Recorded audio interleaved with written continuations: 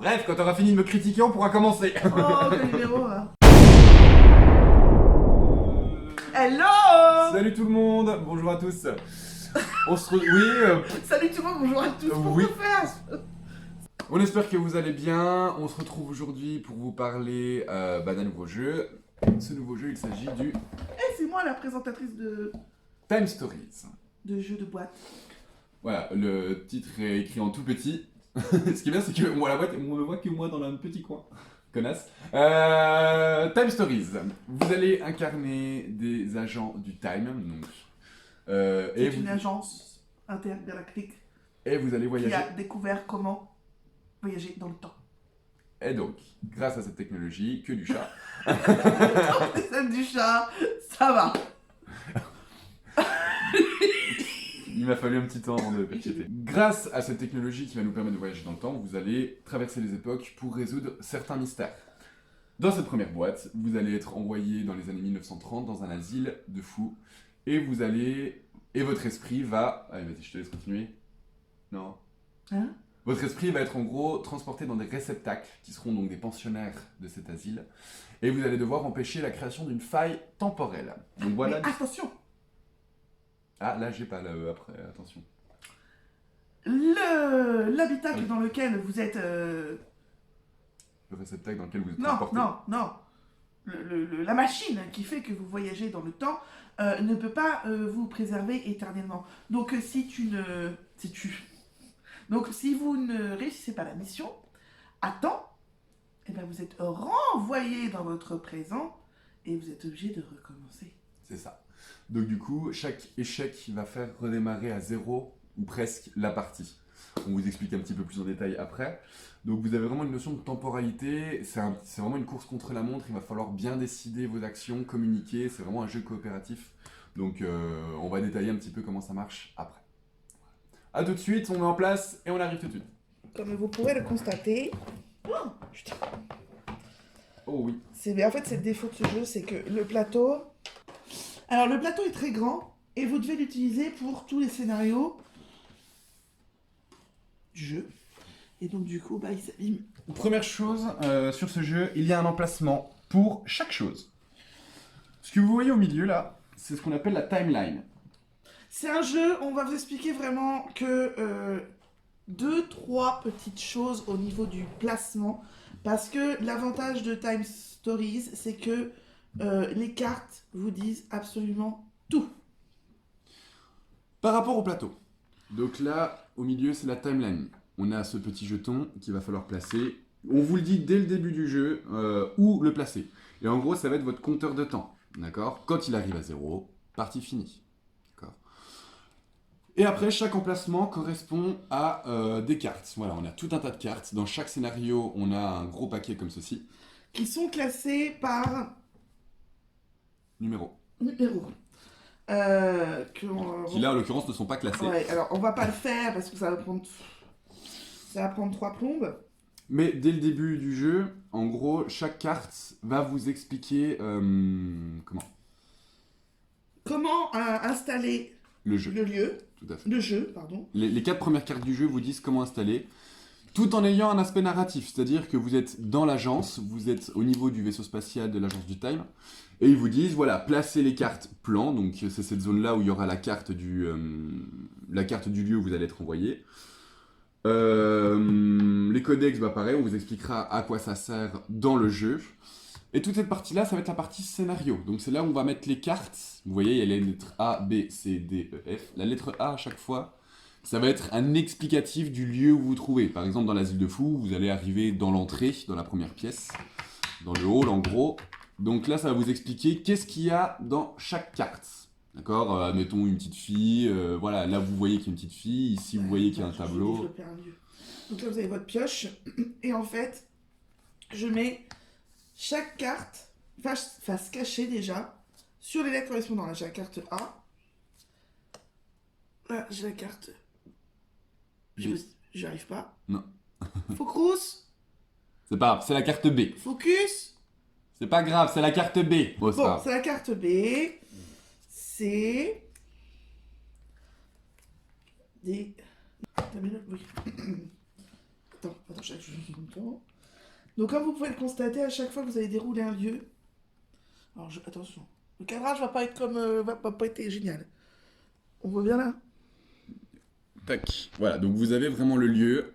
Dans un premier temps, la carte A. La carte A, c'est toujours le descriptif du lieu. Je vous la lis après. Non. Et là, vous avez... Non, on vous la lira pas, on vous laissera la surprise. Donc pour chaque fois que vous allez aller dans un nouveau lieu, la carte A va vous donner un descriptif du reste des autres lieux. Et après, avec vos pions symbolisés. Pour chaque joueur, en fait, vous avez un espèce de rondin comme ceci. D'accord? Avec une pastille de couleur pour voir quel joueur vous êtes.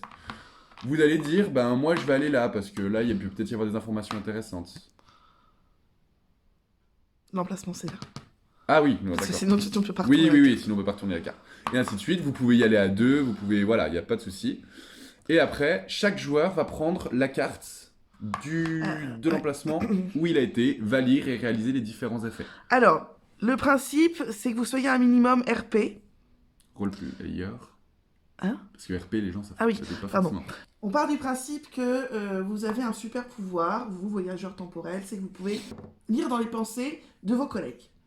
Donc lorsque vous allez dans un lieu en particulier et que vous n'êtes pas accompagné de vos collègues, vous pouvez leur dire, d'une façon la plus roleplay possible, ce que vous êtes en train de vivre. Dans le sens où si par exemple je vais voir l'infirmière et que je lis, mettons, bonjour, je suis l'infirmière de bloc, j'ai besoin que vous alliez à tel endroit, je vais essayer d'être roleplay en disant, bon alors les mecs, l'infirmière elle m'a juste dit qu'il fallait qu'on aille dans le jardin au plus vite pour trouver le mec qu'on cherche.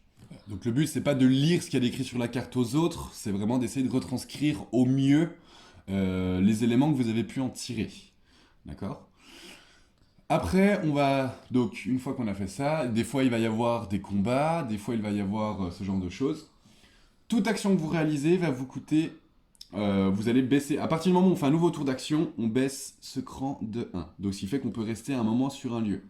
L'action possible, donc ça va être réaliser l'action sur la carte, se déplacer. D'accord? Si jamais on échoue au niveau du combat, on peut retenter, mais ce qui fera rebaisser encore la timeline. Donc du coup, on va encore perdre du temps. Donc là, ça va être à nous de décider sur, allez, est-ce qu'on s'attarde là-dessus? Est-ce que ça vaut le coup de s'attarder?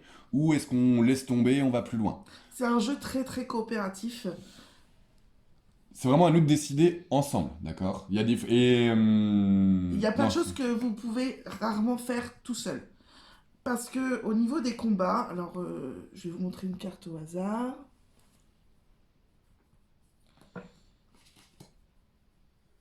Là, faut pas l'aider.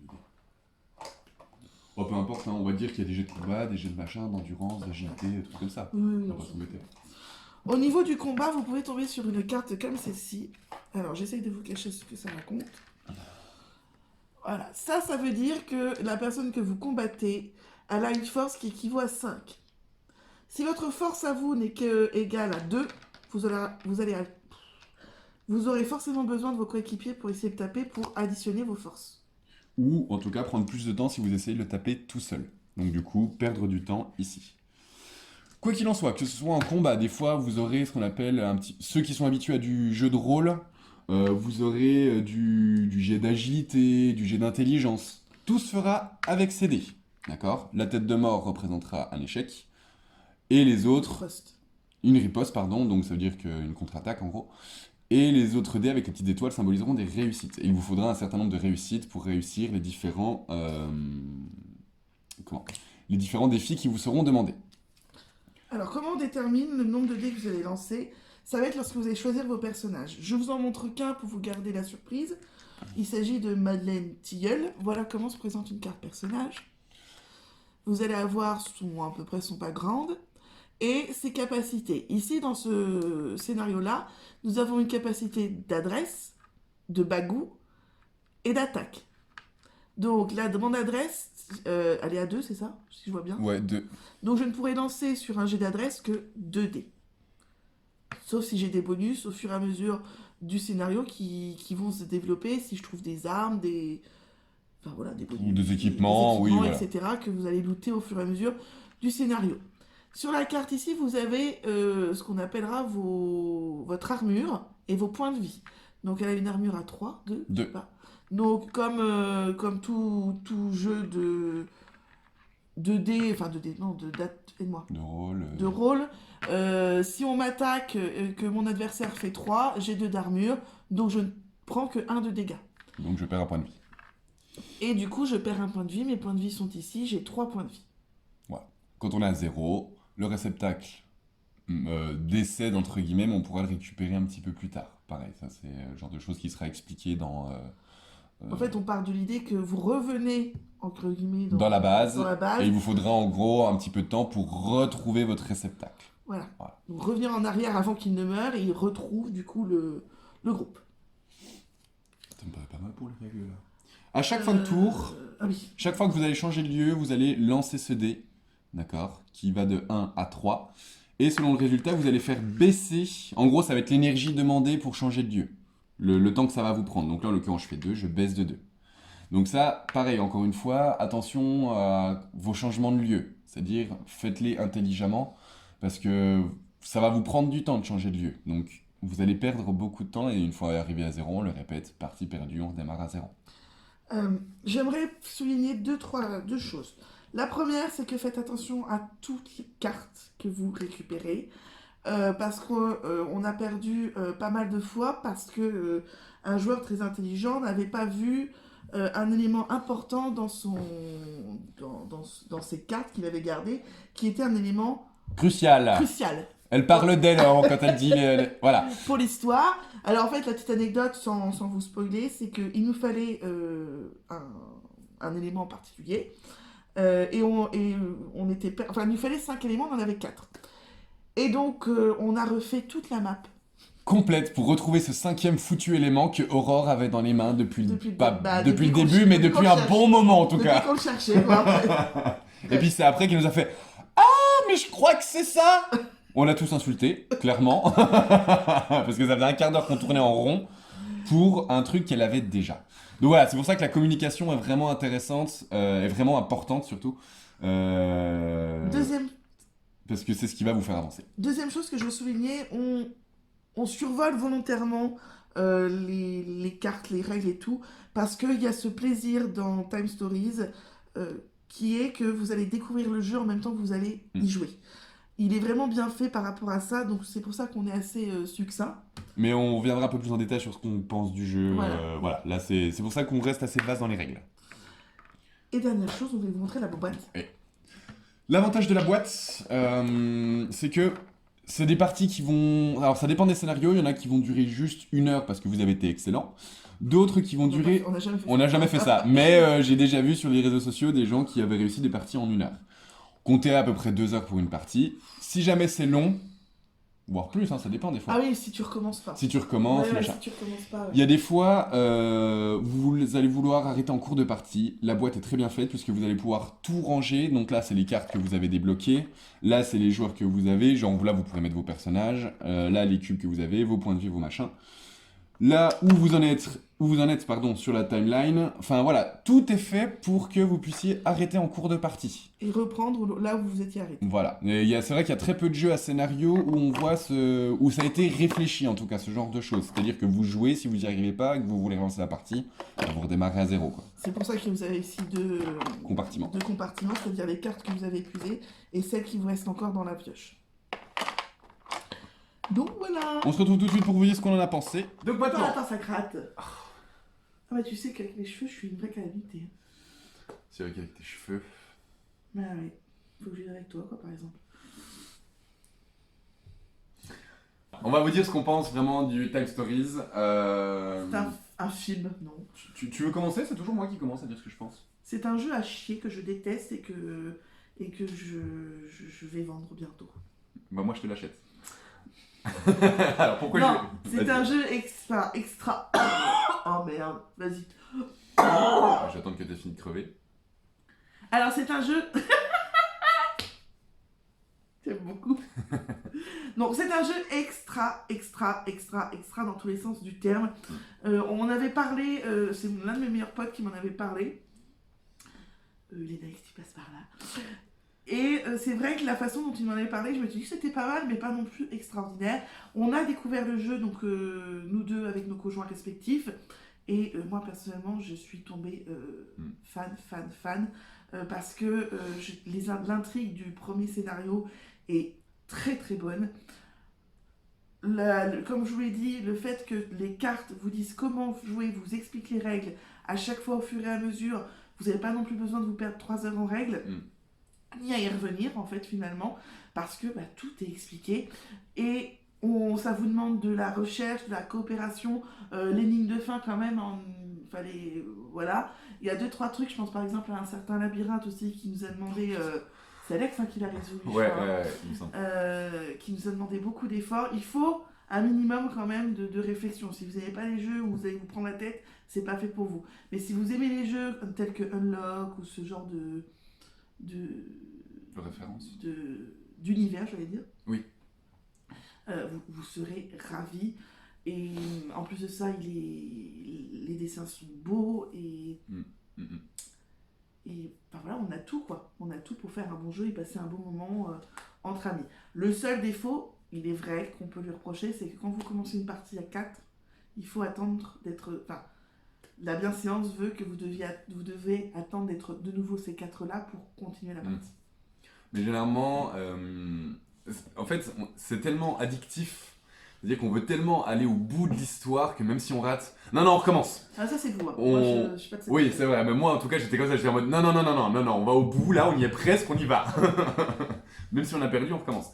L'aspect narratif est excellent. Vraiment, vous êtes vraiment transporté dans cet univers. Vous vous y voyez. L'intrigue, comme l'a dit Aurore, est vraiment excellente. Les illustrations sont vraiment bien faites, ce qui fait que voilà, vous êtes vraiment projeté dans un monde. Voilà, vous vivez les choses quoi. Et autre chose que j'ai beaucoup aimé, c'est qu'il y a pas mal de fausses pistes. Ah oui. Donc vous êtes en mode on va aller là, on n'a pas fait cette carte. Et en fait, vous vous rendez compte que c'est une. Bah, je vais pas vous spoiler, mais vous faites le truc, vous êtes en mode la pute. Ah. Et surtout, moi, le truc qui m'a fait kiffer ce jeu, mais vraiment, j'ai déjà kiffé toute mon expérience de jeu, mais vraiment, la toute fin. Je vous spoil pas, mais la fin, vous allez avoir un truc qui m'a... les 4, on est en mode... Oh trop bien. Vraiment, rien que pour ça, on vous en dit pas plus, mais rien que pour ça, jouer à ce jeu, il est vraiment formidable. Par contre, il souffre d'un autre défaut, c'est que... Alors, c'est peut-être que mon avis, mais... l'originalité du premier scénario fait que les suivants, parce que le jeu a aujourd'hui 9 scénarios. 9 ou 10, je sais plus exactement. Il y a au moins 8 extensions qui ne vous apportent pas, du coup, les mêmes sensations. Toutes les histoires, quelles qu'elles soient, sont vraiment intéressantes, on a pris plaisir à y jouer, il n'y a pas de souci, mais c'est vrai qu'on a plus ce plaisir de la découverte qu'on a eu dans le premier scénario. C'est la seule chose qui fait que voilà, c'est... Ouais, tout à fait. Il souffre du premier opus, quoi. C'est ça, je suis d'accord. Alors après, donc ces 8 scénarios, vous allez transporter dans différentes temporalités. Pour aller un petit peu plus loin, vous allez aller en Égypte, vous allez aller en Antarctique. Vous allez aussi changer de réceptacle, d'époque et de lieu. D'univers. Et d'univers, oui. Parce qu'on n'est pas toujours dans notre univers contemporain, on peut aussi aller dans le fantastique. Dans le médiéval fantastique, oui, tout à fait. Dans le post-apocalyptique, zombie et compagnie. Donc vous allez vraiment pouvoir découvrir tout un tas de scénarios différents avec... les illustrateurs en plus changent en fonction des scénarios, donc du coup vous avez vraiment des univers qui sont très différents. Donc là il y a une première vague, et là il y a la deuxième qui va arriver là prochainement, il y a le premier titre qui a été annoncé.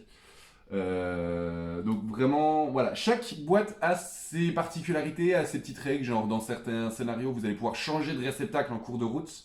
Il va y avoir des petites surprises par-ci par-là qui sont, je pense à la fin de l'Égypte, sous le masque. Je me souviens pas. Vrai truc de Champollion. Voilà, donc des fois vous allez avoir des petites surprises vraiment très agréables qui ne valent pas celles du premier, mais clairement un excellent jeu, assez simple en termes de règles. Comme je dis à chaque vidéo et que je dirai à chaque fois, il faut l'avoir chez vous. C'est vraiment un jeu excellent, simple dans le sens en termes de règles, compliqué en termes d'énigmes, mais voilà, on peut venir à bout. Et du coup, bah là, tout de suite après le tournage de cette vidéo, on va tout de suite aller en boutique pour acheter une nouvelle extension et jouer ce soir. Donc on fera une petite review vite fait, peut-être dans les top flops ou... Peut-être, ouais. Enfin voilà, on vous en Peut-être. parle très très vite. D'ici là, on se dit à bientôt pour une prochaine vidéo. On vous fait plein de bisous. On vous souhaite tout plein de bonnes choses et plein de bons jeux. Un petit pouce bleu, un petit abonnement. N'hésitez pas à en parler autour de vous pour faire découvrir tout ça. Et on vous dit à bientôt. Ciao! Salut! Tu veux mettre le petit lapin d'Alice au Pays des Merveilles? Pourquoi? Bah c'est avec sa montre là. Ah! Ouais. Non, mais on a dit qu'on faisait rien à l'intro, donc on fait rien. Oui mais il faudra pas que ça soit... Tu vois? Faudrait pas que ça soit tout le temps non plus. Bah, juste pour cette vidéo. Joker! Joker, on n'a rien!